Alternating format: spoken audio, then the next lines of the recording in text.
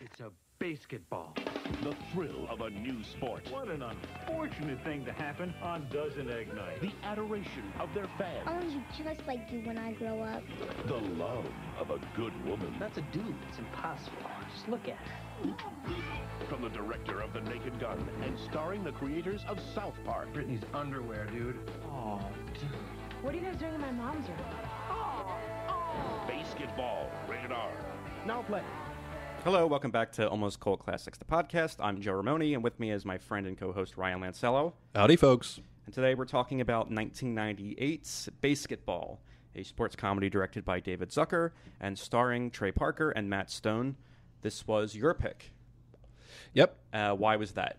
Well, it was suggested to me by a friend of mine, and it's one of those movies where it stars the guys from South Park, and it's a huge flop. It's somewhat fondly remembered now. I think it's kind of gotten that cultish status a little bit, but they're huge, and they're still working and doing their show and everything. It's not like they fell off or anything. These guys are massive, and this movie just doesn't get talked about a lot. And I figured it would be a good pick. I think when I was. Because we're going to do a couple separate offshoots to this. We're going to talk about our top South Park episodes, and then we're going to, on our Patreon show, we're going to talk about Orgasmo, Cannibal Musical, some of the other stuff, the South Park movie, which I hadn't seen in years. Team America. Yeah, so a lot of their stuff. But this movie really reminded me of how huge early South Park was. And you're a little bit older than me, so... It cannot be overstated, the sensation it was. What season is the first Mr. Hanky Christmas? I think it's the first. Okay. I could be wrong. I was in the process of converting my family's old VHS tapes, and there's one, it's on New Year's Eve, whatever year that would be. I'm a kid, and you can hear that on in the background, and my dad's watching it. Yeah. And so I was like, it just put it in perspective for me, where it was like, this show has pretty much been always there for my life. I was maybe 7 when it first aired, or no, younger than that. When did it get on? 98 or 7? Around there. Yeah. So, it's just always been, around in my life. And this is a movie I was surprised at, because we've talked about movies before where it's like, if I had discovered this maybe at 12 or 13, I probably would have really liked it. Mm-hmm. I didn't watch it for the first time until last night. And... Not the biggest fan of this movie. Okay, it's understandable. It's a classic teenage boy movie. Yeah. You're pissing your pants watching this if you're 15. I grew up not a sports fan, so there's a lot of in-jokes and things like that and references. You just said right before we started recording, it's very thin on plot. It's more of just a gag movie. Which they're the toughest ones to cover. I always forget when we do them. Silent Movie, I was so pissed off that I really zeroed in on what was bothering me, but it's kind of tough to talk about these movies because I think there's a ton of funny stuff in this film. But going through it plot-wise, it's kind of difficult. I also, when I discovered it was an hour and 43 long, I was like, it's a little too long. One thing, I've been really noticing this, and we'll get into it when we do our little movie wrap-up. I don't know what it is. It's very difficult to figure out a movie's length. Mm-hmm. The two I watched were too long. Just too long. At least The Whale was, I guess, appropriate length. I don't know. But, Orgasmo, Cannibal, BASEketball, Team America. The South Park movie's good. I think it's just tight. It is really. Yeah, they're all over long. Yeah. I don't know. I guess you got to get the story out in a sense. Well, with a comedy like this, I don't think you want to overstay. It's comedy. It's tight. It's quick fire jokes like this. It should be a little bit tight. And there's nothing in this movie where I'm like, oh, that could have been cut. I think it might just be the prologue kind of going into it a little bit when they're setting up how where sports are at. There's I love that. Really? Not only that, I think it's prescient in the fact that, you were saying, you're not a big sports guy. I love sports. I do not watch sports. I can't watch them anymore. I hate how it's presented. I hate the business of it. Makes me sick. I just don't like it. And it's funny, that opening montage of how sports have kind of fallen apart. It's pretty damn accurate at this point. Yeah, I like it. It kind of predict.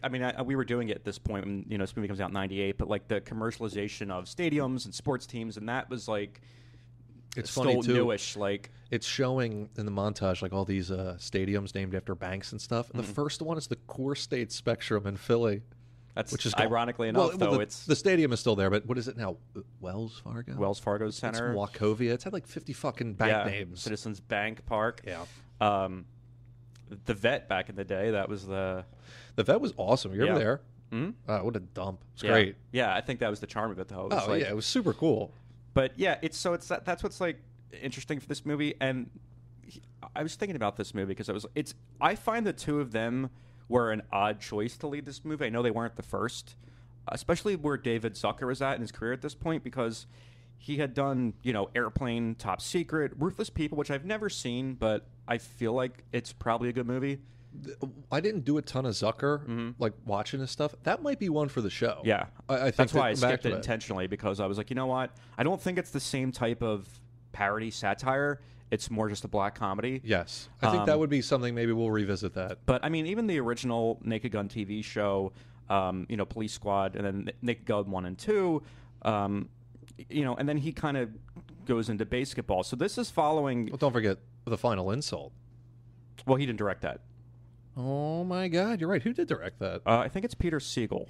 Okay, all right, that makes sense. So I think they're all funny movies, by the way. Yeah, well, no, but the reason a lot of those movies work, especially Top Secret and Airplane, it's that it's played straight. The material's silly, it's played straight. This is odd because the only characters that are straight are like the announcers, which is for me are my favorite parts. They're so funny. Yeah, because they're playing it like that dry. Al deadpan, Michaels, Bob Costas, because they're actual. All the ESPN guys. That's all the sound drops I'm going to ask you for. Please pop all those guys, in there. I'm sure there's a best of compilation. They're so funny. And Al Michaels, here, real quick aside right here. Al Michaels and Bob Costas are like the commentators for all the BASEketball games. Michaels was getting paid. Wait, let me read this real quick. Bob Costas was getting paid $50,000 for the movie. Michaels was getting $15,000, and he freaked out. Apparently, he was going to sue them. They ended up giving him $60,000, and he's got the best lines in the movie. Always discuss your coworkers what you're making. Right, exactly. That's never caused problems in the past. But that's what I'm saying. That's where this movie it did miss a little bit for me, because it's at its best when the comedy is straight and the humor is played like that. So this is where I disagree, and this is where your mileage may vary as a viewer. I inherently find these two very funny. Well, I was going to say, I like it when they come through, when their style of humor transcends the material, which I think they did like an uncredited rewrite after they... I think, I got to be honest with you, these guys can be real assholes and real spiteful and stuff, but they come off very even-handed and gracious. Yeah. Because, dude, they're all over this movie. They do not get a writing credit. Like nothing. No. Like no additional. There's no. But there are a few moments that are distinctively them. But there are moments where it's like it doesn't feel like their brand of humor. You can tell that's the stuff that was probably it's Zucker stuff. Yeah. Some of it works, some of it doesn't. That hospital scene where they're trying to revive the kid, like that's great. It's great. When he's driving in the car and the song comes on the radio, like there's stuff like that where you're like, okay, that's him. That's them. Yeah, that's 100% type but just of like humor. Squeak. Yeah, that's they brought him in. There was no Squeak in the script, right? Because he was in Orgasmo, the actor. Well, he was friends with. He was in Cannibal too. Diem Bahar, which hilarious in this movie. I like him. Period. I'm gonna say nothing against Matt Stone. I just think Trey Parker is the heavy hitter of the two. I think Matt Stone's very aware of that. He doesn't care. But even as a performer, I'm just not. I don't know. I find them both very funny. It's one of those things where I don't even question it. It's like I'm French and they're Jerry Lewis. It's very funny to me. I will say their haircuts, because this wasn't a style for the movie, right? They were kind of this was how they looked. Yeah, because I've seen the Oscars red carpet when they were on LSD dressed in gowns. God, that was still when I cared about like the Oscars. And I remember watching. I'm like, dude, I'm telling you, I got a lot of respect for these guys. Lately, look, you're around too long, you get too old, you start to be like, I don't like that shit I did when I was young. Whatever. There's a few things I disagree with them on. Like, apparently they like basically apologized to Al Gore. I didn't see that episode. I don't think they did, because I thought the same thing. Or they went like, oh no, now we think climate change is real. It's like, whatever. Yeah, don't go back. I think that's total. I could be wrong. I think that was one of those things that the media just ran with. It really wasn't an apology. Look, it's okay. These guys are older. There could not be more set up. Yeah. So I don't think they're necessarily doing it for any reason. But like, I not to cut you off. I haven't done that in a while. It feels good. That's a T-shirt. But it's the Always Sunny guys kind of make me sick. They're pulling episodes. Yeah. Because what? Because they're in blackface. I don't think they're doing it. Dude, Rob McElhenney. Go listen to their podcast every once in a while. I've seen some clips. Like I don't think they're the this ones dude responsible. hates himself. He hates what he created. It's like, dude, be happy. Okay, what do you don't think so? No, I don't think that he's the one that's. I think that's an FX thing. That's the one that pulled those episodes. I don't think he wants to do it. Whatever. They are totally on board with it, as far as I know. They may have asked for one of them to get pulled. I don't think so. Dude, that's like so against the spirit of everything. Like, look, that show just looks so polished now. It's all crisp really and HD, bad. and it's that last season in Ireland was. I didn't watch it. Horrible. I haven't watched it long. I was going to just ask you this real quick because we're going to do our top whatever South Park episodes. What and on your list? Well, I'm just curious, like where you would rank when you're ranking these episodes that are the best. Where did your list? My list stopped at season 15. Okay, Mine's 16. Okay, I watched up until about season 20, I think. Okay, and then I caught one or two of the pandemic or something. Yeah. I saw one and it was forgettable, and then the one where they're in the future and Cartman's Jewish. That was kind of funny, but not memorable. I told you that I they completely shat the bed with the last episode of this season, the current one. I was telling you in our last movie catch up, I thought it was a great season, and then they're starting with this. What happened? Garrison as Trump thing comes back at the last episode. And do you know what's funny? I was literally in Myrtle Beach, and right, because they're couple weeks ago, and someone goes, I think South Park did a Myrtle Beach thing. I'm like, huh? Yeah. And I had to show my parents. I'm like, look, we were just there. I was just drunk there. And I heard but really... I watched that episode. Oh, you did? It's the thing I hate the most about South Park sometimes is it's 20 minutes, 20 or so minutes. They can be incredibly thin episodes. Yeah. And it's one joke. Right. Over and over. And like some of these stalwart characters, Garrison, Randy, they're just so... Yeah. I don't want to talk about the South Park movie too much before we get into that on Patreon, but I will just say watching that movie, it feels so different than what South Park is today. It's totally different. Yeah. I mean, in the nature of the fact that Butters and Randy have no lines in the movie, pretty much. And is Pip in the movie? I think he's in the background. Okay. But great character. Yeah. It really did evolve and become something. Not only that, like the animation style looks a little bit different. Which is totally fine. Right. Like, let me put it this way. Like, I cannot even look at The Simpsons anymore. It looks bad. Yeah. I thought the evolution of South Park was pretty good. They did I agree. it. Now, at a certain point, I think they actually went a little overboard. And It got a little too flat and polished looking. Yeah. But the movie still, I mean, I know the movie's computer animated, but it still has that. Well, the second episode is. Yeah. Like, after the first one took them, what, months? Months. Yeah, and it was just the two of them doing that. It is funny, though. I was trying to whittle. It's really hard. I forgot how much I like this show and how many good episodes there are. But that might, again, that's why I'm coming into this movie maybe a little lukewarm on it, because I went through, like, when we decided we were doing South Park episodes, I just went through, and every night I was just watching. Yeah, and then I got to this, and I'm like, especially like in 98 when these guys were, like, hitting their peak. And that's, like you were saying, I like them as a duo and performers. I wish they had done more that's like this, you know? I think they realized, especially after Team America, I don't think the movie-making process is not very enjoyable. It's just simply not. It's really a pain in the fucking ass. And I think they realized, they're like, look, we're good at doing these little 20-minute shorts, essentially, like these little episodes. It's just us. Right. The fact that they've kept control all these years, basically, that's where my respect is. They somehow really... And look, they didn't build Comedy Central. They built Comedy Central, though. Oh, for sure. I cannot overstate. We'll get into it on with the South Park episodes. How big this show was at the time. It was huge, and not only that, it's when you hear that they wanted to go to Comedy Central and they got picked up by Comedy Central. It was like they felt like that's where they belonged. So they were always kind of. And I'm a little too young to remember where Comedy Central was at that point, but it was nothing like what it is today. It was reruns of old 80s movies, Caddyshack, and then like. What was the original programming like on that? It might have, I can't remember if it was Jon Stewart yet, but it might have been Craig Kilborn Daily Show. Kilborn, you know what I mean? Yeah, Reno hadn't aired yet. No. What kind of original program? I'm trying to think. I don't even know what that network would have looked like. I know the logo was like wasn't it like a radio tower, like a broadcast tower? Yeah, which I always liked. Yeah, and it's just that's what I mean about seeing them in this movie. It's kind of odd because. They weren't real. They're only known for South Park. The fact that here they are, like, as I'm looking at the poster, it's just like from the producer, the guys that brought you Naked Gun and South Park. It's like, it reminded me a lot, this movie, of, which we're going to come back to in our part 2 of Mel Brooks retrospective. It reminded me of Dracula Dead and Loving It, where it's like, it's a guy who had done really great parody films trying to do a movie that was popular at the time. Yeah. And it's like, Mel Brooks bringing in Leslie Nielsen, it's something you think should work. It doesn't. No. And this, it's like, David Zucker, he's done so much great deadpan, playing it straight, brings in the two guys from the current comedy kings, and it's like it's a marriage that doesn't quite work for me.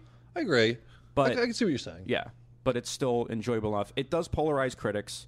I was saying earlier, I had like the New York Times review. Huge flop, yeah, by the way. Huge flop. I think it opened at 11. It opened at 11, which is, that's it's not good, especially in the summer when there's like, and here's the movies that opened, like Mafia. That. I saw it in the theaters as a kid. I was laughing my balls off. It's probably terrible.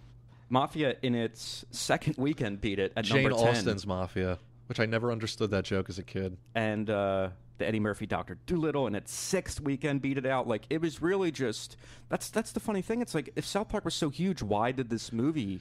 It's weird. Well, you know what it is, too? Because I remember this when it came out. I'm like, oh, that's so weird. They're going to be in a movie, those two guys? Like, I didn't consider them as actors. I think they thought of themselves as at least performers. Because they are. Yeah. They're performing, voices every week and stuff. And they had done 2 movies already. Right. Which I didn't know about probably as a kid at the time. No way. What the fuck would... Orgasmo is NC-17, so that movie went nowhere. Well, Orgasmo is weird, too, because I think it's made before South Park. It comes out like around the same time. It's odd that. Yeah. I think they were just. I have to give these guys credit because like they were firing on all fronts, and you can see how they find their voice, especially when they start to do like the musical stuff they do is just. Well, we're getting. Yeah. Let's not talk about the other stuff too much. Yeah, but I'm saying it takes a while for them to find. I think. Their voice, and like I think when they realized that South Park is our thing, we're going to concentrate on South Park and maybe not do. That's what's interesting about their early careers, that they were trying to do different things like this, like BASEketball and Orgasmo and stuff that they were probably spreading themselves a little too thin. Well, it's really difficult to find like them talking about BASEketball or Orgasmo for that matter. It is referenced in South Park, that Roger Ebert episode where Stan and Kenny want their money back for Passion of the Christ, and they go, "Oh, we did it with BASEketball." Yeah, kind of funny. They had mentioned it at least, but I think basically they were just like they didn't expect South Park to last, which was probably the good attitude to have. So like, let's just take whatever, let's do it. They might have not wanted it to last. There was probably so much work and. Perhaps. But they were smart. They didn't stop. They kept going, and it didn't hurt them. Baseball didn't really hurt them at all. You know what I mean? They still had the show. Whenever I think of, like, being in charge of a TV show, I just think of that episode of Seinfeld where George and Jerry are trying to write, and it's like, well, we got to do, like, 10 more of them now? Like, it's a lot, and especially with a show like South Park where the two of them are doing, excluding Isaac Hayes, they're doing all the male voice talent, right? Almost all of it. Which is, I think, one of the reasons, like, I find them so funny is they're able to. It was always something that cracked me up. I could always tell when Trey Parker was talking to himself, and yet it worked. Yeah, just like a little voice tweak, and that was all you needed. Yeah. Like, they're inherently funny guys to me. I don't know what it is; they just have it. Yeah. So this movie is definitely an interesting, animal in that regard. It's like I said, a little too long for me, but it's too long. Yeah, it's. You enjoy this movie, it seems, right? I hadn't watched it in a few years. Yeah, what was your relationship with this movie? Just watched it yesterday. Younger, did you? I'm trying to think when I first saw it. I didn't see it in theaters. Yeah, no way. This is a classic. Like I saw the box in the video store all the time. Oh yeah, we talked. What's happened in a lot of movies we've done. Like I remember Cabin Boy. It was like these movies that you just always saw, and you were like, it's not for me. You know what else too? I did remember one of them commenting that like that's not us on the poster. Like, that's not their bodies. Oh, yeah, it's probably... They're still doing that with movie posters. How hard is it to take a picture of those two holding the basketballs? There's so many promo shots like that in the movie. I just don't get it. I don't get it either. I've never understood that. Did you know that apparently there's, like... it might be Actors Guild rules where, like, if you appear first left to right on a poster, your name appears second. That's why when someone's, like... A classic example, I'd probably say Men in Black, where it's, like... Will Smith and then Tommy Lee Jones, but above them it says Tommy Lee Jones and Will Smith. And that always infuriated me as a kid because I'm like, why? Just, that doesn't, and apparently that's all guild rules where it's like, if you're going to be seen first, you're going to get credited. But with them, it's just who's not like, in the guild? Who? Trey Parker and Matt Stone. Really? Yeah. Have you seen the South Park documentary, the 5 Days to Air, is it called? So or I think 7 it's days? 6 days to air. Have you Yeah, seen- I saw it. It was It's cool. impressive. Yeah, it was cool. It's really... It's interesting. Yeah. The fact that it's like, they treat that show like a standard, like maybe like something like Saturday Night Live, where the production is all... I mean, it's probably something that they could easily, batch and do, but the fact that they want to stay topical and do it week to week, I have to give them credit. Because it has backfired. I think it makes a lot of these episodes not timeless, and I think that's why it was like some of like really funny episodes I didn't put on my list because I was just like, they're dated. Yeah. I knew that was happening at the time when they started to really get topical with stuff. I'm like, okay, like it's funny, but will it be in 3 years? Yeah. And it's not. It's just not. It's so weird that this movie, like, the plot makes no sense whatsoever. Why? It just like all of a sudden, like, they're just playing this game and they're on their driveway, and then Well, it becomes like a national sensation. And It's a little backstory. I guess Zucker claims him and his friends like invented this game. I couldn't understand how the game is played, even towards the end of the movie. It's nonsensical. That's part of the joke. There's like the psych out, which is like you can, when The someone's psych out trying to shoot. is this does not land for me. No. Like not at all. It's when they do that exaggerated whoa and fall Yeah. over. I'm like, what? There's so much in this movie too.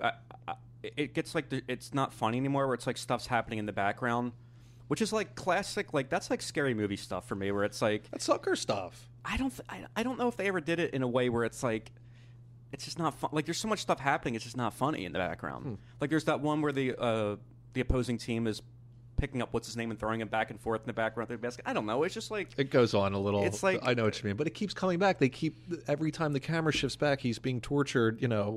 I don't know. Look, man. It's gag a minute. Not everyone's going to land. That's the point with these movies, kind of. And like I said, it's up to you whether you.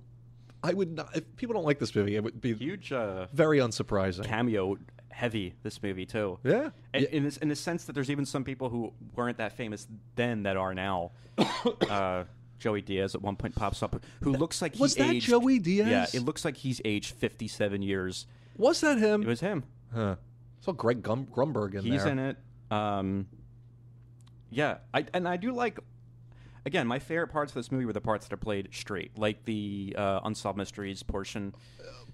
So funny. Yeah. So funny. And I grew up watching that show. Funny enough, in Myrtle Beach, some weird Roku thing on the TV. Oh, yeah.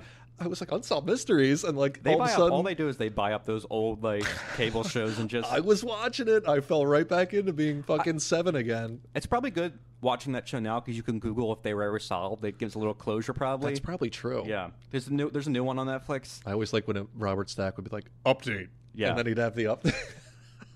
Those shows were Robert so. I Stack. used to like. It wasn't him. It was like 911 emergencies. They would like. I remember that one. Sure. I forget who hosted Yeah, that. yeah.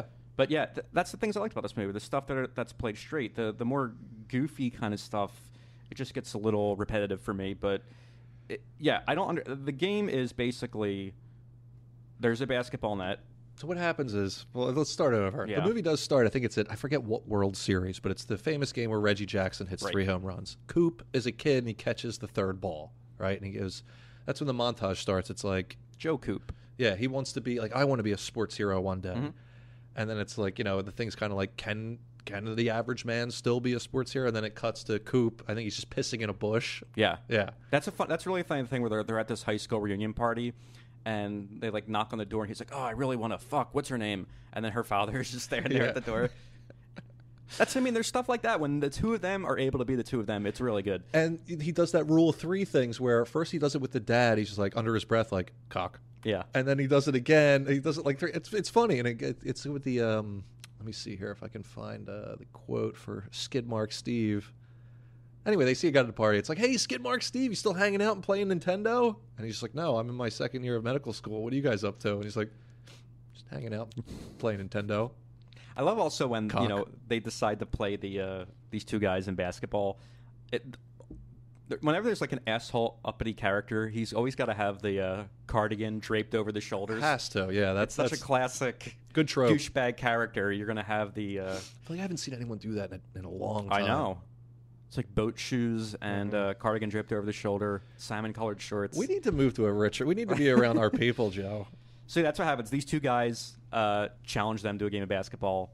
they're obviously way better at it than them, so they're the ones that are kind of like, oh, we have this game called BASEketball. And see, this is what I like about them, and you can tell this is them. It's like basketball. Fuck that. It's like you should play this game we picked up in the hood.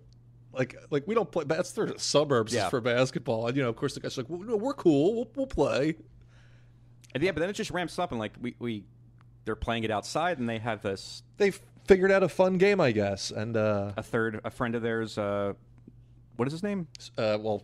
Dean Bahar. Dean Bahar. Little guy. Yeah. Very funny. Who's also in, like you said, their other films together. And he also was on South Park for a little bit. I don't know if you remember. He played Satan's lover, Chris. Oh, yes. Okay. Like the little guy. Yeah. That's fitting. Yeah, he's kind of like the punching bag. And it's a good character because it kind of splits their dynamic a little bit and gives them just a little bit of a buffer room with their comedy, which is good. Yeah, so after that party scene, they're just kind of fucking around, like working out basketball, trying to psych each other out with Steve Perry. Yeah. Steve Perry. And he comes up, he works for the gas company, he wants to shut their gas off because haven't paid their bill in weeks. Right. And, they're like, yeah, whatever, yeah, go out back. He's like, is the dog there? They're like, no, we took him to the vet. And, the dog's there, obviously. Yeah. Funny. Like, we took the cat to the vet. That's right. Right. So then, God, what happens with that? I think he comes back and he says, like, I got fired. Yeah, he got fired because they wouldn't let him turn the gas off. So he just starts to hang around with them. So they let him stay with him. And this is a sound drop because I cannot do it justice, is when they're showing him his bed. And it's their delivery makes it so funny. They're treating him like such an asshole. Yeah. How am I supposed to get a chick in that? No, don't worry, dude. You couldn't get a chick if you had a $100 bill hanging out of your zipper. Yeah, I could. No, dude, you're a little bitch. I am not. I don't even know why I hang out with you guys. Because you're a piece of shit. I am not a piece of shit. Well, yeah, but you're a little bitch. Sure are. God damn it, man. I swear you guys rip on me 13 or 14 more times, I'm out of here. But, man, that kills me every time. It's the three of them. They're dynamic. Yeah. It's hilarious. And they start to really, you can tell it's guys that have been around each other for a while. I know it's a chemistry that they can... It's very, very easy with them. Well, and it's... they start to kind of refine the rules of the game, adding in new elements. And I guess at one point they fashion their first BASEketball out of a lazy boy chair. Yep. Which was an interesting choice. Yeah. It's a chain I haven't thought about in a long time. Yeah. And yeah, they start to become really popular. There's like crowds are forming outside the house. Yeah, it becomes like a little regional sport. I'm not going to pick apart the plot in a Zucker Brothers parody movie. Like it's intentionally supposed to be bad.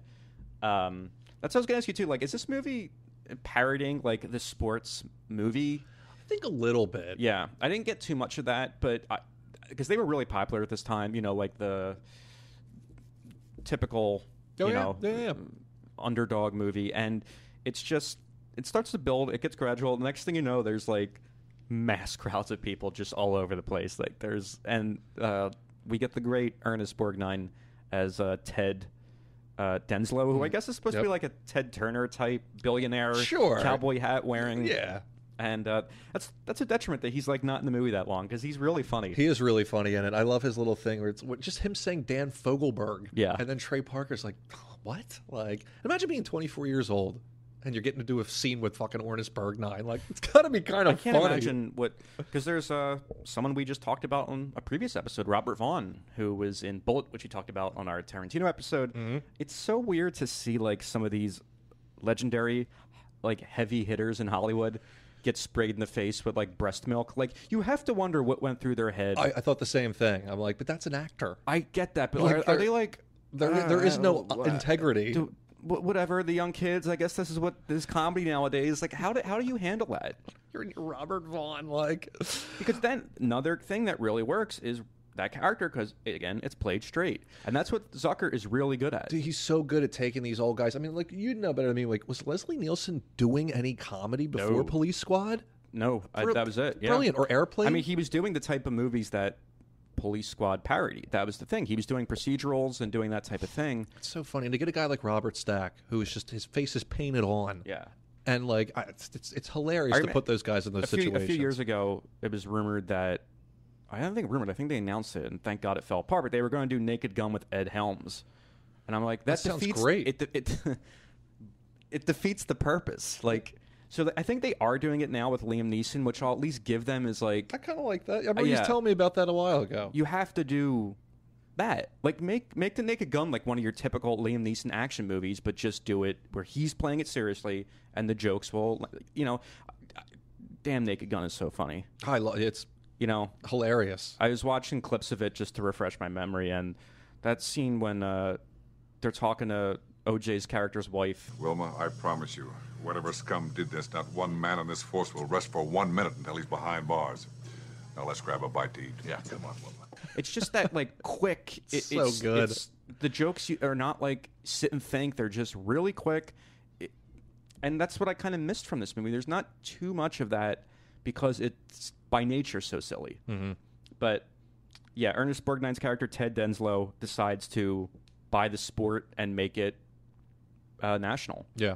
And Make a league. Make a league. So, again, this first 20 minutes of this movie, it's like they become superstars almost, which I'm not going to knock the movie for again because it's 5 years later. Yeah. And it gets the great joke from Al Michaels, who is still doing Monday Night Football. I don't know. Like I said, I don't watch the shit anymore. Yeah, I got to drop the audio in when they do that first. There's that one where they're like, and who gives a rat's ass Thursday? Where they're just that's hysterical. Yeah. I won't do that one. You got to like drop all their things in. But he has that great joke where Bob Costas is like, I just think 5 years ago, this game was just being played in driveways. And then Al Michaels looking at the cheerleaders, and he's like, and just 5 years ago, those girls were in grade school. It's great. And then there's kind of like a pause where everyone like thinks about it. And then later, he's like staring at him going, like Al Michaels, what are you doing? Some of the best jokes are also the names of the teams they're playing against. Pretty good. Pretty hacky, but that's they're okay. the Beers. Mm-hmm. What state are they from? Do you remember? Milwaukee Beers, which is great. The New Jersey Informants were, I thought, a pretty funny one. And later on the LA Riots, which was... That's actually a good name, period. Yeah. It's good. It was a funny joke. The one thing I thought it was, obviously very hacky. It's a joke that's been made a billion times, but like the San Francisco... It wasn't even ferries. It was ferries, It was something like that, yeah. Which actually is kind of funny because it was a ferry. Ferry, yeah. Yeah. But the best joke there was all the cheerleaders are like muscle men. It's very, yeah. And they're like, when there's a bad call, they're getting all pissed off. I was like, that's kind of funny. So I'm not above a hacky gay joke. Oh, no. And there's a moment towards the end of this movie where it's completely out of left field, and I have to give them credit for that because it's so ridiculous, which we'll get to when we get to it. Yeah, which I forgot. Block some of these things out as a kid, probably. Perhaps. But yeah, Ted Denslow has his typical young wife who is played by Jenny McCarthy. Who was also very popular back in the day. I mean, very, very popular. Yeah, that's funny. They stuck her in the middle. She's on the DVD cover of this, and it's funny because I'm watching the movie, and like the lead love interest, who is Yasmin Bleeth, is a brunette, and I'm like, why? Wait, who's the? And then I'm like, they put Jenny McCarthy on the cover, who's not in the movie very much. No, and she's basically Ted Denslow dies. He chokes on a hot dog, which is kind of funny when they're giving him like CPR and the hot dog coming up and out of his mouth. It's actually not the worst gag. Again, Ernest Borgnine, he's having fun with it. He just seems like he's having a good time. Uh-huh. And yeah, he ends up dying. So his ex-wife, or his widow, who is Jenny McCarthy, she's kind of partnered up with this Robert Vaughn's character, Baxter Kane. And he owns the Dallas team, I believe. Yeah. And Denslow has left the Beers to Cooper and Reamer.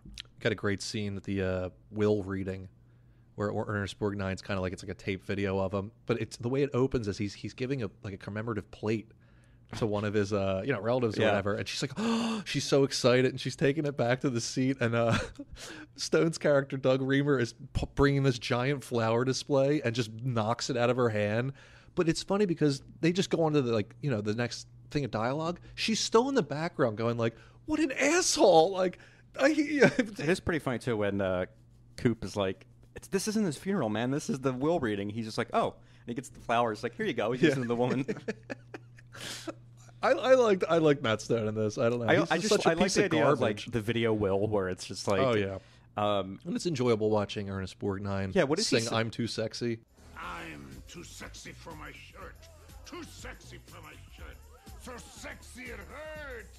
And that's what I mean. You have these moments where these old actors are doing these things. You're like, I give them credit for being willing to have fun with it and just not be super serious about it. This one scene does something I absolutely despise, and I feel like I've seen it recently, which is mind-blowing, is the stock audio gasping crowd, which is too heavy on that woman. Like, ah! There's always the one...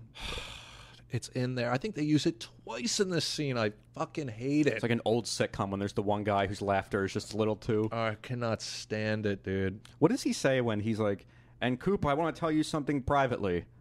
That's a great gag, too, because he's like, I want everyone to leave the room. And no one leaves. even budges, and he's looking around. Now that we're alone, Coop, there's something I want to tell you. Remember when you had the crabs and the only thing that made you feel better was this lotion? Well, I found another use for it. It feels so good. It makes me want to sing. Which is just him rubbing it on his chest. There's no other use. Have you ever seen that clip? It's like not too far away from when he died, when he's on some kind of like Fox News panel show, Borgnine, and they're like, "Sir, you've been around for so long. What is the secret to such a long life?" And he goes, "Oh, I dare not tell you." And they go, "What?" And he goes, "I masturbate a lot." And they're like, "Okay, we're gonna next time on." Have you ever seen Marty? Yeah, not in a long time. Marty's really good. It's excellent. Yeah, and he's great in it. Because he's not like... What do you want to do tonight? I don't know. What do you want to do tonight? Yeah, poor Marty. He didn't get with the girl at the end. He stays with her, right? Yeah, it's got a relatively happy ending, but it's still like a very depressing movie because he's probably our age in that movie, and it's like considered like... That was considered like if you're single at that age or if you're not doing anything. It should be. Whatever. Here I am doing a podcast on BASEketball. So what is the catalyst is either they win the season. Oh yeah, right. He's got to win the Denslow Cup, or the team reverts to Yvette. Right, the Jenny McCarthy character, and like you said, Robert Vaughn's character Baxter Kane was a great villain name. And of course, yes, that is a good villain name. That's funny too. Like this character is a parody of the character he plays in Bullet. Like a little bit. I mean, he's like a DA in Bullet. Yeah, he was good at that. Yeah, he has the look, and that's why it's great that he's in this movie. Real quick, when they lose the game, Coop's kind of leaving. And there's a van out back of a Make-A-Wish Foundation like type kids, and Yasmin Bleeth, Jenna Reed character, is kind of runs the organization or whatever. And she sees him come out, and she's like, "Oh, could you sign some stuff for her kids?" And blah blah blah. And that's how that starts, because they see each other again at the funeral, or I'm sorry, the will reading. The will reading, yeah. Which in fairness, it looks exactly like a funeral. The way it's all set up, it's like a funeral. Yeah. But they leave. I think he left that foundation season tickets, and obviously he left Coop the team. So that's where we are with the story. Lovely callback to the legendary Babe Ruth story of, "Well, you hit a home run for me, babe." Like that comes later, but yeah. The kid Joey, who is played by Trevor Einhorn, who is Freddie Crane. Those of you who will listen to our last movie catch-up, I've been obsessed with Frasier. He plays Frasier's son throughout the series. Oh, okay. Yeah. Okay. Yeah. And I thought this when I watched Frasier. He's not a particularly cute child, and he's not a good performer.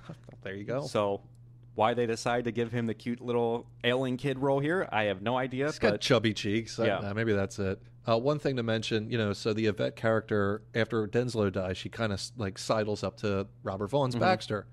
And they have this running gag of like he keeps like kind of coming on to her. And he's like, "Yeah, so after this, maybe we'll go back to my place and we can lay some carpet." And then they cut back to her place, and it, the way the camera is, it looks like, they're having intercourse. And she's literally just laying carpet. Yeah, it's funny, but these are the type of jokes when, after you've seen Naked Gun, you're like, that you see them coming. Of course. It's still fun, yeah. But it's like, this movie is really like a greatest hits collection of like Naked Gun airplane jokes, which is fine.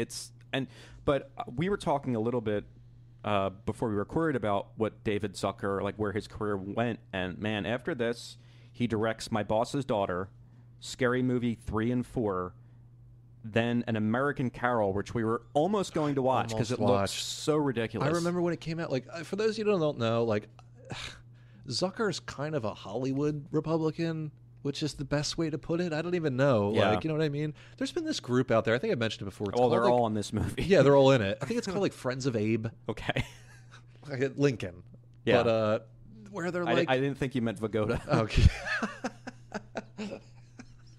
Can you imagine that? There's a secret Hollywood group of Abe Vigoda aficionados.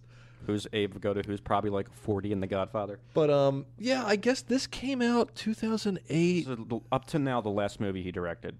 Well, no, he did. Oh no, he didn't. You're right. You're right. Yeah. This movie stars Kevin Farley, brother of the late Chris Farley, who was Zucker's first pick for BASEketball. For BASEketball, yeah. Who's kind of like a caricature of Michael Moore, and it's basically A Christmas Carol, where it's like a cynical, jaded liberal gets visited by three. I guess it's Kelsey Grammer as Patton as one ghost, John Voight as Washington, and I don't know who the other one is, but yeah, it's like I was looking at the cast. Oh yeah, here Trace Adkins is the third ghost. Oof. I think so. It's just like, and this is what I've said Fred before. Fred Trevelina's in this movie as Jimmy Carter. Like when I bitch about Kevin Sorbo. Yeah, he really did get them all. Dennis Hopper. Is Scott Baio or Dean Cain in it? I don't see. I see Robert Davi, who might be dead. No. He's not. No. Yeah, he's kind of a conservative. Okay. And Bill O'Reilly, obviously. David Allen Greer. It's just it's a weird Gary Coleman, Jesus. And then here Bill it just says O'Reilly. Vicky Brown as Rosie O'Donnell. Or I'm sorry, Rosie O'Connell. A satirical caricature of Rosie O'Donnell. So look, this is the I almost want to watch this movie now. I've said this before. When I was growing up, it was always people like, "Oh, there's a left-wing bias, like blah blah blah." We're in that. In Hollywood, yeah, for everything is hyper liberal, sure. And it's not funny. I've said this before, though. That doesn't mean Make an American Carol, where it's like this milquetoast. Yeah, liberals are stupid and conservative. Like, it's not funny, dude. There's a way to do political humor. Yeah, and I will say, to a degree, Parker and Stone kind of get it. I think there's criticisms of them that it's kind of everyone's stupid, duh, and it's a little easy. Do you know what I mean? Yeah. Like, you don't have to take a stance or whatever, but you don't. You can just shit on everyone. It's okay. When we talked about Mel Brooks movies, and you were like, you don't understand why. I mean, it ain't been that, but when you brought up Blazing Saddles, when you were like, people could absolutely make this movie today. I agree. No one's doing it, and you look at what they're doing, Matt and Trey, and it's like, I don't want to, because we're going to do a whole separate show on it. But Team America, there were several moments where I'm like, whoa, like, you don't see this. It's surprising that that's a studio film. Yeah. Even though it came out like in the height of the War on Terror, there's still a few things in there where you're like, man, that's the something. Film Actors Guild? Yeah. You couldn't, no one would let you do that today. Unless you were the creators of South Park and you're literally doing it on South Park. Dude, otherwise, their open hatred of Alec Baldwin, which hilarious. Keeps coming back. And I didn't even realize it until I watched Team America. And then I texted you when I was watching the South Park movie. I'm like, they just blew up the Baldwin. It's like Canada's first strike on the United States. They blow up the Baldwin Mansion. It's like, these guys were really in tune, even then, to who the assholes were, who the pieces of shit were. They really were on it. So I'll bring this up now. Why not?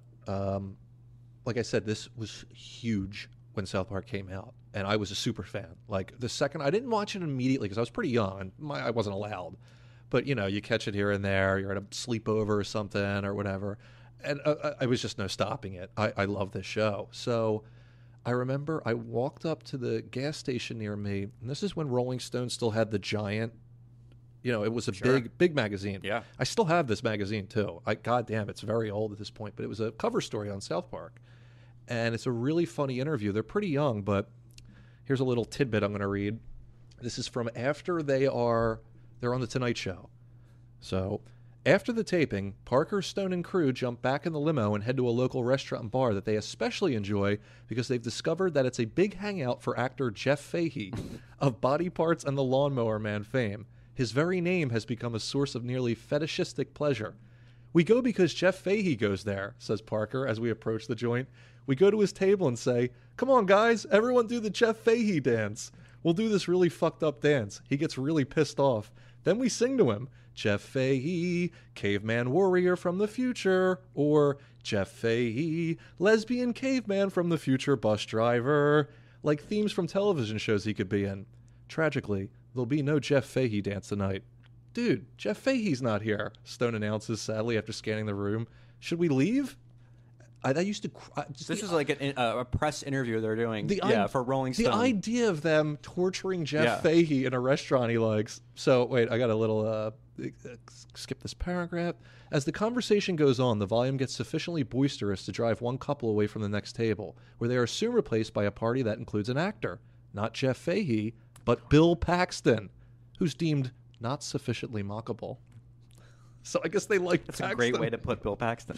I just love thinking of these two, how they look in BASEketball.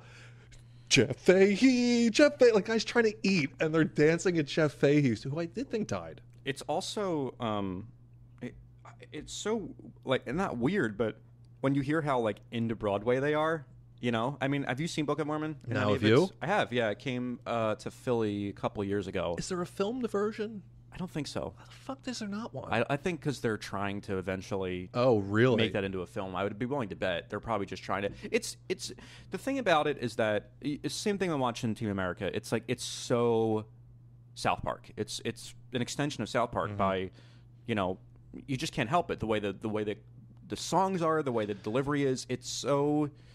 But I think a better thing is it's them. Right. Like South Park is them. That's what I'm saying. It's yeah. them. And that's why. Again, we keep talking about this movie. It's like I just wish there's a little bit more of them in there because. Well, that's the funny thing about we're getting crossing episodes here, but from the jump, I think they really understood what they wanted to do with humor and you know what they were doing. Sure, you can see it in Cannibal. Right, it's all over it. Yeah, it translated right into South Park.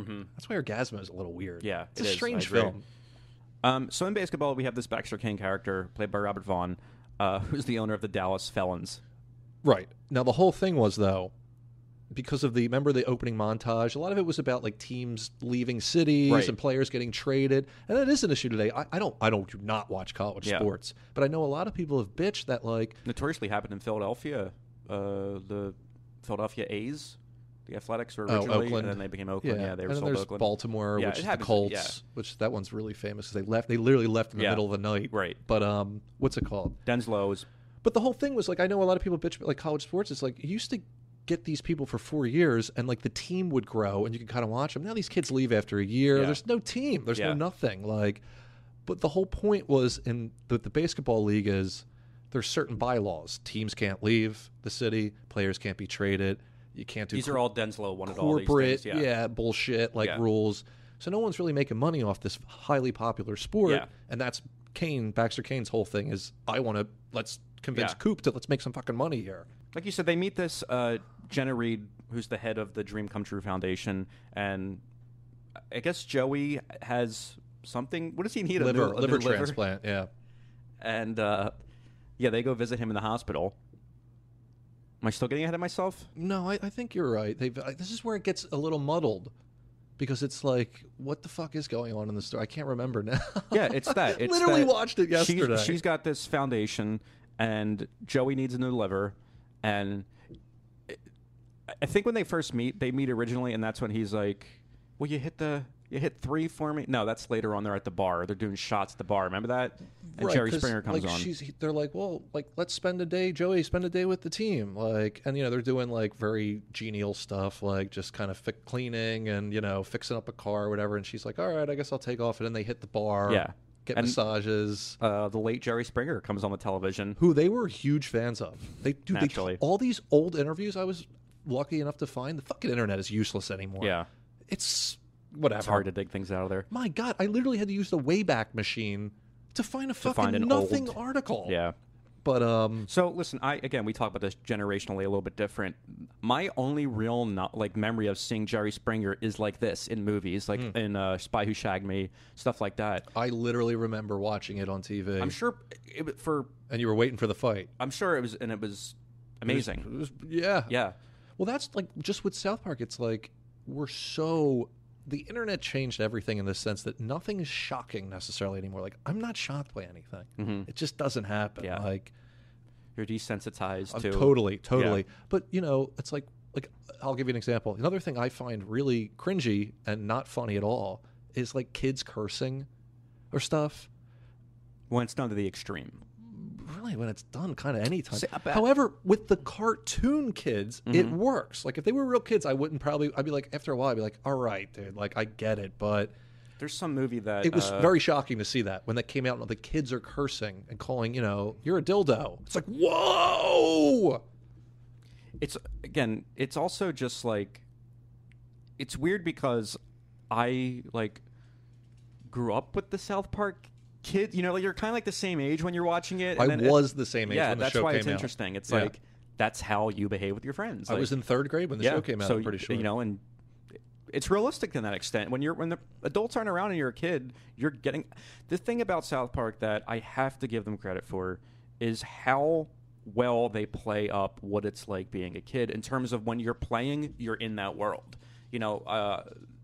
When their imagination, we're doing Lord of the Rings, when they're playing cops, when they're playing, they're the best episodes. It's so because that's how when you're a kid, you're not. You believe it. You believe you're there, and not only that, the whole boys against girls thing in the class, like that's a thing that you think back on. Where you're like, wow, it was like that. Like all the girls would go their way, the guys would do their own thing, and you would occasionally play a game where you would pit it against each other. But I'm shocked at how well they have a handle on youth like that because it's easy to get away from it and forget it. And they really did remember that. And that's why, like I said in this movie, they have the Joey needs a new liver, and they go to visit him in the hospital. This scene, have you ever seen Freddy Got Fingered?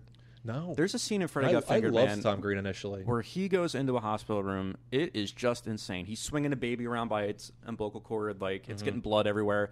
That's what this scene was like, where it just starts building and building. I don't know how we got here. I can't quite remember, but it's like a Looney Tunes sequence. It's really funny. Yeah. It's like you're saying, like it's like building and building it, and like it's fast and like it's just. It starts very like simple. They lean on his, I guess, oxygen mask. Yeah. Or his tube, so it cuts off his oxygen. The kid, and again, this is like classic Naked Gun type stuff, because it's the girl in the airplane. When the nun's playing the guitar and knocks it's like that. Sure. And no one realizes what's happening. But it just keeps. Eventually, like Reamer is dressed up in full scrubs. He comes in. The nurse has a needle. It falls and goes right into the electrical outlet. They're using the George Clooney electric pads. And they're just cranking it all the way up. The kid's flying. And it's great too because it's funny. Like Squeak is holding the legs and he's getting increasingly more shocked. And this is where I love this shit. He eventually the voltage is so much he gets shot into like a chute. Right.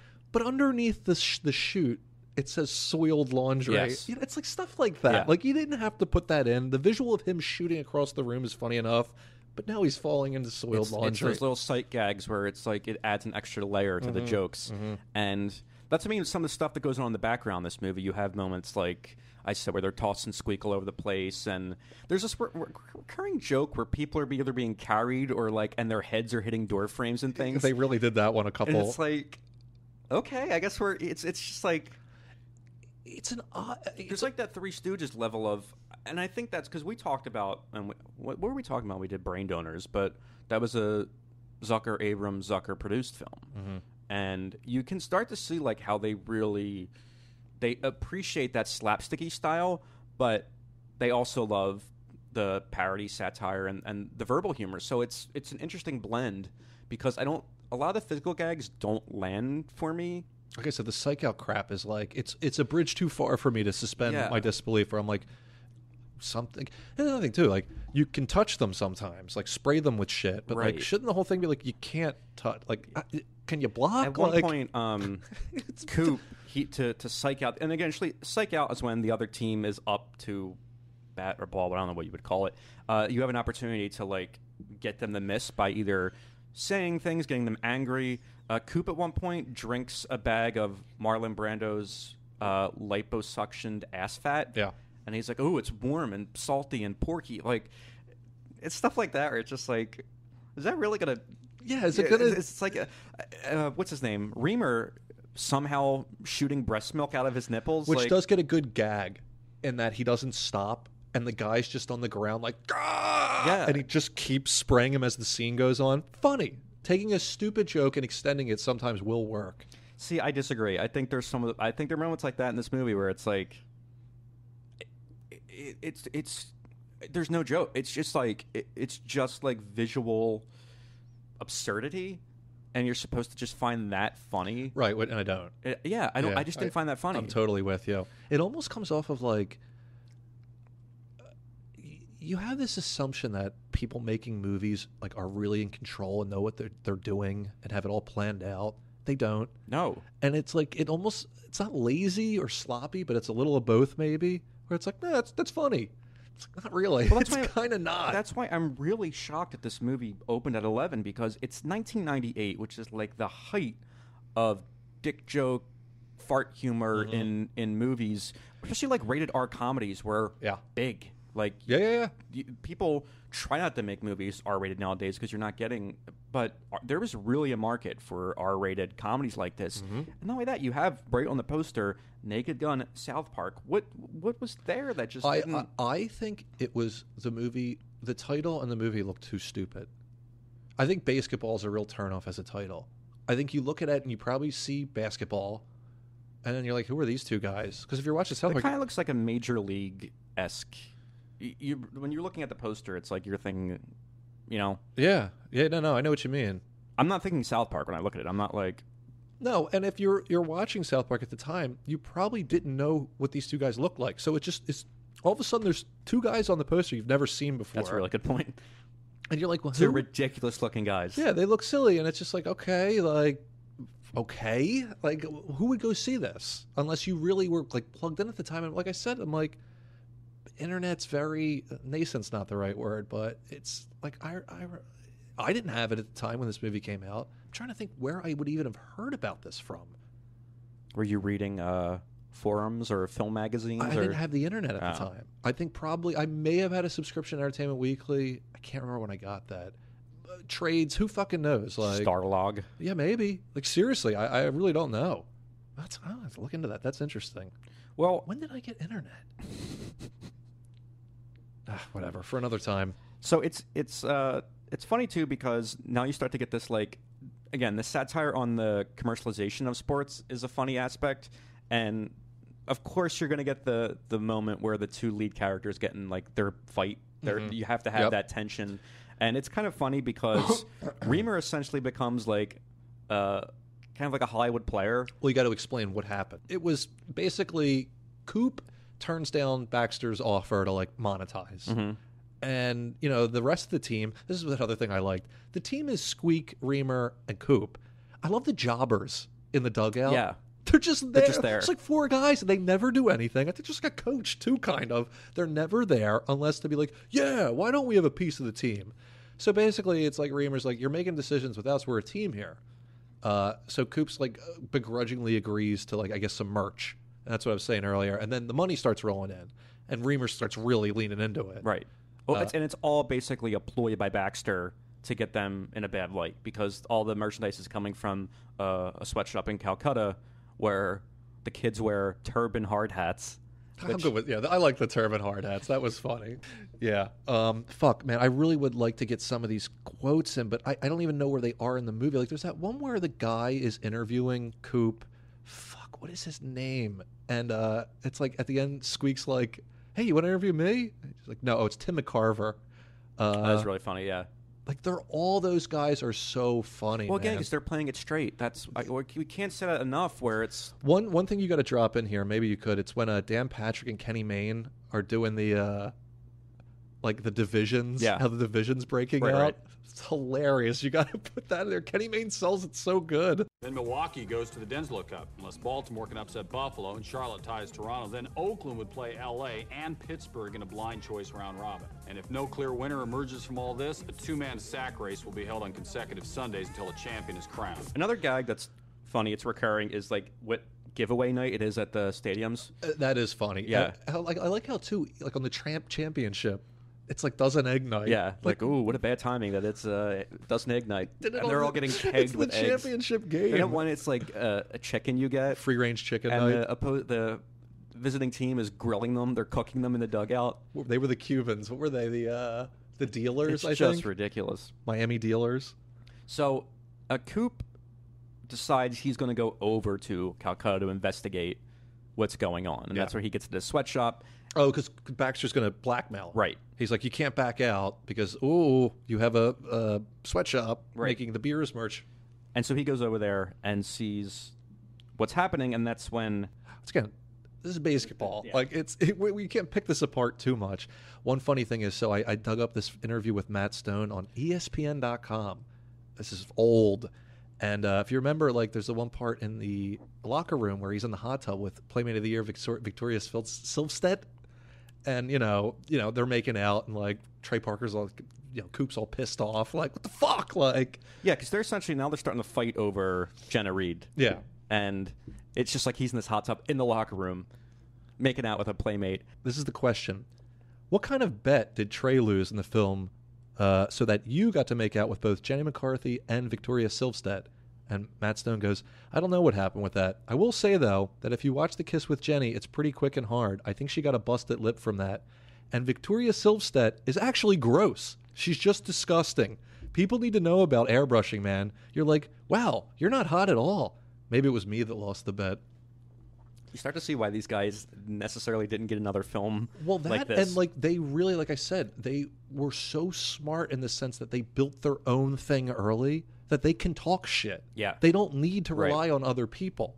They're allowed to... Who's going to... Like, don't get me wrong. They can be fucked with. Oh, yeah. There's money levers and whatnot and all that, but...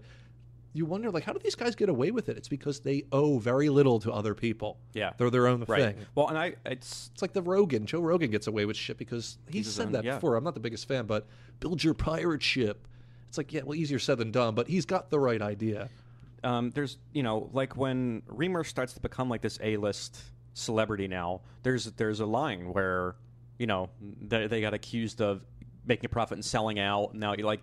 Which apparently was a critique they faced when making this movie. Of course. Yeah, the little meta joke. And it's so weird to look at, like, here we are, 25 years later, South Park is still going strong, and no one's really talking about this movie. So it's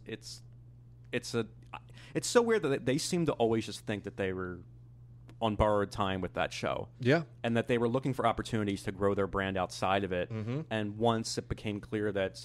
I don't know when... like I said, because South Park did launch... I guess by season 2, it was like a huge hit. Sensation. Yeah. Beyond. Like, I'll really talk about some more of that, but yeah. I mean, good Lord, dude. So that's why it's interesting to see them try to do other things, because it's really, I'm surprised they weren't that confident in the show, because it was more of when you're that big, that quick, this could be taken away in a second. And they were very smart about a lot of things. It's surprising. Good for them. So in this period of time where the two of them kind of split, they get in, their fight. We get this great scene where Coop is driving in his car, and I'll have to loop the audio in of the song playing on the radio. Excellent. Like, classic South Park. Classic South Park gag. It's even him singing where it sounds like, and the singer is just hitting on everything that's specifically happening in his life. Really funny joke. It's when you're down that you gotta get up. Don't let them walk all over your face. Stand up for yourself and make everything right again. Even if some guy's trying to blackmail you and your girlfriend thinks you suck, it's up to you to let them know that it was all just part of some rich guy's evil plan. Oh, there's a good joke here. It's when I think the Jenna Reed character comes to, like, comfort him. Coop goes, sometimes I forget why I play the game. I do it because of Mr. October. It was Reggie Jackson's nickname. Yeah. And she goes, you mean the guy from the Chippendales calendar? And he goes, no, that was Dwayne Zackamore. I mean, whoever it was.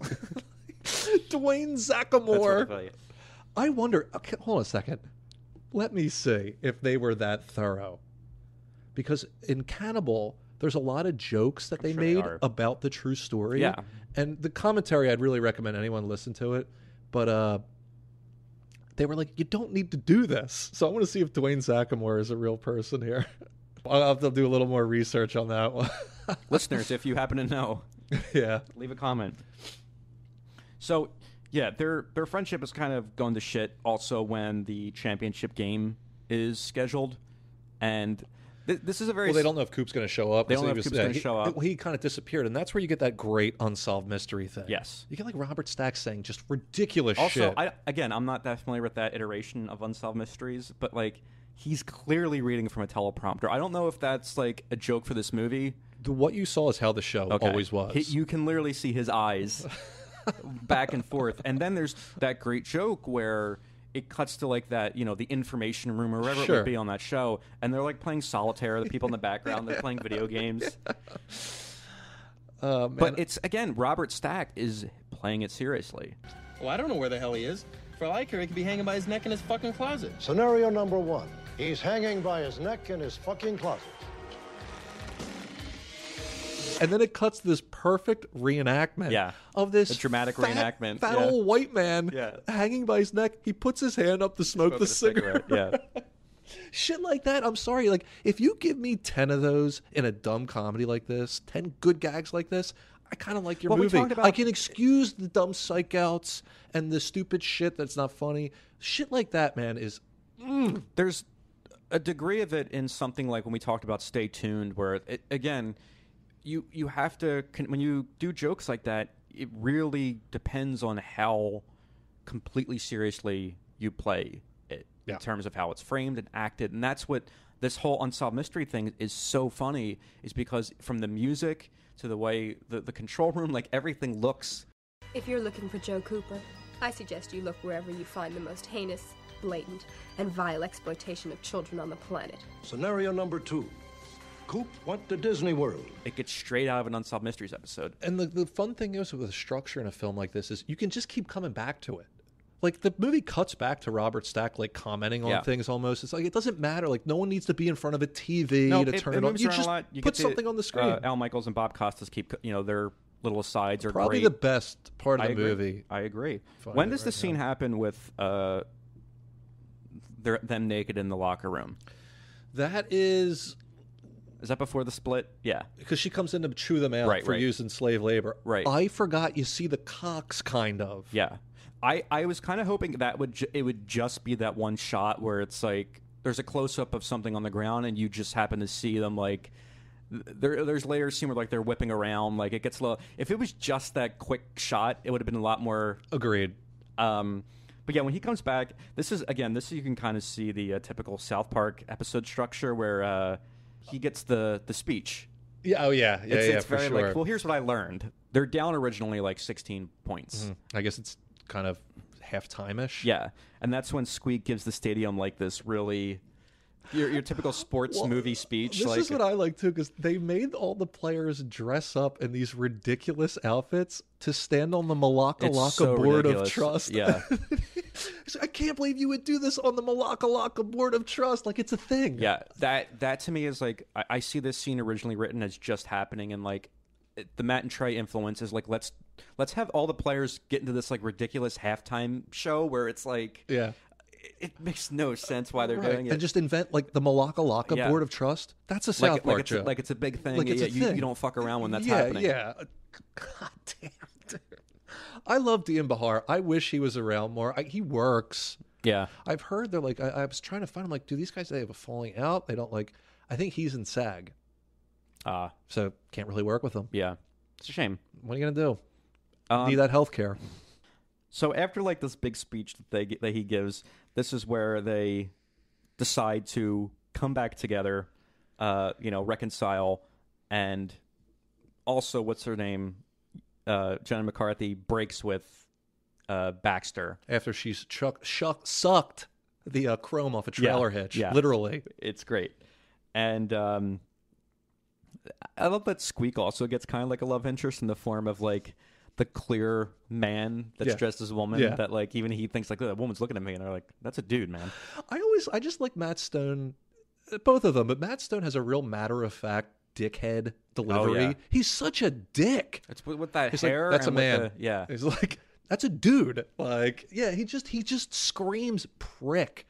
I really enjoy him. But Coop's lazy boy ball breaks. Pops. Yeah. And all the other ones are like really, you should look if you can get them if they're props anywhere, but they're, they look like Spalding is written on them. Dude, I would love to get a BASEketball. That would be fucking amazing. So a little. It's got to be from the set. From the set. Yeah, I don't want to buy some prop. repro.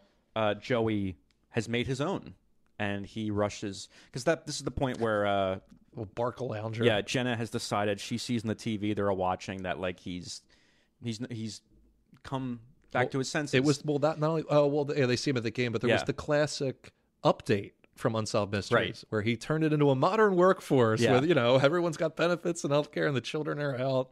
And she's like, I do love him. So all the kids get in the car and they all drive to stadium, and that's where Joey gives him this ball that's, made from a lazy boy. So No. Made from a Barca Lounger. Oh, is it Barca Lounger? Yeah. What is that? I've never even... I don't know if they're around still. They make chairs. It's like a leather type. Yeah. So it's the last throw. They win. They get the Denslow Cup. And Coop and Reamer celebrate by making out with each other, where it's shocking in a way because it's so... I don't know. Me and you are friends. We collaborate. Where it's... Even if camera's rolling for a joke, it's still got to be weird. There's no way you're It's got to be weird. I'd do it. I know you would do anything. I know that. But you can tell, again, that's the two of them being like, what we should do when we win the cup? Let's really make out. No, apparently that was in the script. Oh, really? That's what Stone said, yeah. What else is, too, they said they really went for it because, the movie's been, boob jokes and real let's at the end let's fuck with people. Yeah, it's been very standard. Hilarious. Love interests are clear and they're two friends. And that little subversion there really works. They're licking each other's tongues. Yeah. It's a commitment to the material. I have to give them that. Yeah. And then they skate around. They're carrying the cup. I love the refs are on skates. It's refs so on skate. Stupid. Of course, as he's riding in the cup, Squeak, they pass under the basket and his head clonks and he falls down. And then we kind of just get that freeze frame, the American flag, the two of them with the cup. And there is an after credits scene. I don't know if you waited for it. It's an Al Michaels and Bob Costas thing where they're just saying "dude." That's pretty good. Pretty funny. That's pretty good. Yeah. I think tier 2 is when the end where Pat O'Brien's announcing. Oh, you're and he's right. just kind of Pat O'Brien shows up. Yeah, whatever. He starts going blah blah blah blah yeah, blah blah blah. blah. For those of you who don't know, not to throw him under the bus, but he had some leaked voicemails. Yeah. From a couple years ago. Do you remember this? Yeah. Oh, so funny. I didn't listen, but I remember the story broke. Yeah. I want to do coke with you. Yeah, he was like, "Get me so hot. I want to do coke." He was having a threesome with. Yeah, I forgot that whole thing happened. That was crazy. It did. I think he works still. I don't know. I don't watch TV Yeah, or I don't anything. watch that entertainment, whatever show he was doing. So yeah, that was that's kind of the end of BASEketball. Was there some more stuff? Oh, there is the Reggie Jackson appears. That's right. Yeah. Obviously at the beginning of the movie, Call back to the beginning. Coop caught the third home run ball, and someone goes, "Look!" Everyone's celebrating at the end of the winning of the Denslow Cup. Yeah. And Reggie Jackson's standing there, and Coop's like, "Oh my God!" He walks up to each other. He's like, "Hey man, I just wanted to give you this. I saw some kid run out of the stadium with it. And it's the deflated lazy boy BASEketball." Mm-hmm. And he's like, "Oh wow." He's like, "Yeah, you want to hold on to that?" He's like, "Thanks, Reggie." And, he's like, "Yeah, I got those first two game balls, but some wretched little shit grabbed the third one. It's Coop." Yeah, making reference to that. He doesn't know. Yeah. Funny little joke where it's like they're kind of just talking. He's like, "I don't have your fucking ball." Ties it all together, brings it full circle. Then we have BASEketball. Yeah, I don't know if I'll eagerly revisit this movie anytime soon. It was like we talked about in the beginning. It's because I wasn't an 11-year-old boy when I discovered this movie. It made it a little hard to enjoy, but I think it's an interesting window into this time period when these two guys were really huge. And like we said earlier, they didn't know what South Park was gonna last, so they were just trying anything they could to kind of make a name for themselves. And we'll get into this on our next thing. I guess it's a Patreon episode. Well, we're going the films of Matt that's and Trey, for Patreon. So join up on our Patreon. You can listen to that. We'll get into all their movies and their side projects and whatnot. And I'd say this is a lot of them. It's funny on paper or in retrospect, but when you actually sit down and watch the movie with the pacing, and it can lose a little. But if you're, slightly inebriated, you're looking for a gag movie with, it's good. It has its fans. Yes, and I like it still, and I will be somewhat of a supporter of it. But detractors, I get it. Yeah, I could understand it for sure. And since you picked this lovely movie, BASEketball, I picked our next movie, which is The Freshman. Stars Marlon Brando and Matthew Broderick from 1991 or 90 it is, directed by Andrew Bergman. It's a pretty self-contained movie. There's not much we can talk about outside of that. Maybe we'll talk about some of the... Have you seen the classic Brando Streetcar Named Desire on funny? The Waterfront? No, I haven't seen Streetcar. Yeah. I'll watch Streetcar. Check it out. I'll rewatch On the Waterfront. I haven't seen that in forever. Yeah, but I think The Freshman is Brando's last good performance. And I haven't seen it, so it's good. It's good, yeah. It's good that I haven't seen it. Yeah. So we'll come to that fresh, but that'll be next time. So we're going to keep the conversation rolling and talk about Cannibal and Orgasmo and the South Park movie. A couple of things that I've forgotten that I'll bring up. Some Yeah. side projects, which I was really a fan of. If anyone remembers That's My Bush. Oh, yeah. I read up a little bit about that. And even like me and you, I remember this is 2 apartments ago, I think, with you. Remember Sassy Justice? Oh, yeah, yeah. Like shit like that. I think they're still doing something with that. With that. Yeah. But so we'll talk about all that. Join us over there if you'd like. Yeah, that's going to be at patreon.com/almostcultclassics. $5. You get bonus content, tons of backlog, all that stuff we have on there. So please consider supporting us there. And if not, we will see you next time. Thanks for listening.